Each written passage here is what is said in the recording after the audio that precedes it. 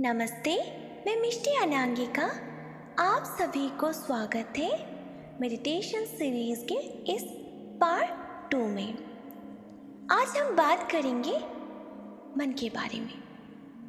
मन बहुत ही चंचल है, इसे बस में करना बहुत मुश्किल है, लेकिन जो काम जितना मुश्किल होता है वो काम उतना ही आसान है।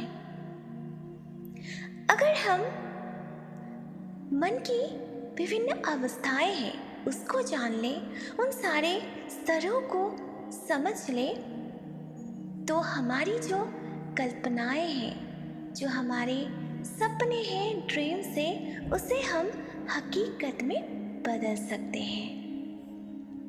इन दिनों हम अल्फा अवस्था के बारे में सुन रहे हैं। ये हमारे मस्तिष्क के वेव पैटर्न में से एक है। ये एक तरह की विद्युत ऊर्जा है जिसे हमारा दिमाग पैदा करता है और आप इसे EEG यानी इलेक्ट्रोएन्सेफेलोग्राम से माप सकते हैं। इस ऊर्जा की लय प्रति सेकंड चक्र के हिसाब से मापी जाती है, जिसे CPS साइकिल पर सेकंड कहते हैं। अक्सर 14 या इससे अधिक CPS को बीटा तरंगे कहा जाता है। 7 से 14 CPS को अल्फा, 4 से 7 CPS को थीटा और 4 से कम को डेल्टा अवस्था के नाम से जाना जाता है। जब आप पूरी तरह से जागृत हो और रोजमर्रा के अपने सारे काम कर रहे हो, तो उस समय आप अपनी बीटा अवस्था में होते हैं। माइंड कंट्रोल की भाषा में इसे ब्रह्म जागृति कहते हैं। जब आप दिन में झपकीले और पूरी तरह से नींद में ना हो, या फिर नींद से जाग रहे हो मगर पूरी तरह से जागृत ना हो, तो आप अल्फा अवस्था में है। माइंड कंट्रोल में इस अवस्था को आंतरिक जागृति का नाम देते हैं। जब आप सोते हैं तो आप अल्फा, थीटा और डेल्टा अवस्था में होते हैं।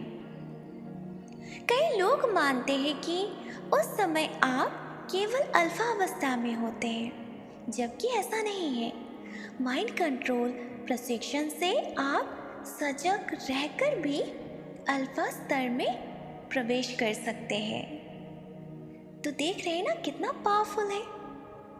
आप सोच रहे होंगे कि मन के इन अलग अलग स्तरों पर रहने से क्या क्या अनुभव आता होगा।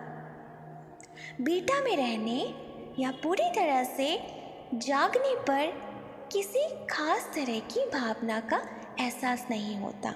बीटा में अनंत भावनाएं होती हैं, जैसे कभी आप आत्मविश्वास से भरे होते हैं, या कभी भयभीत होते हैं, कभी आप अपने कार्य में पूरी तरह से मग्न होते हैं, या कभी आपके पास कोई काम ही नहीं होता।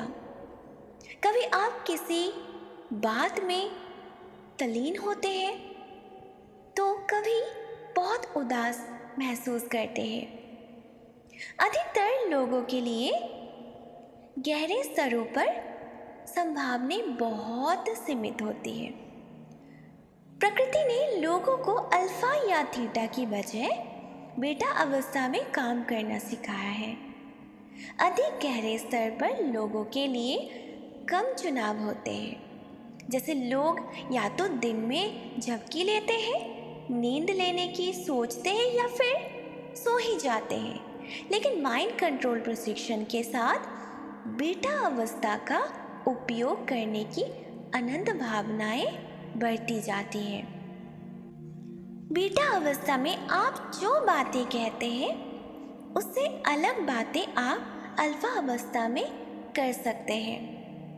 इस माइंड कंट्रोल का एक खास पहलू है।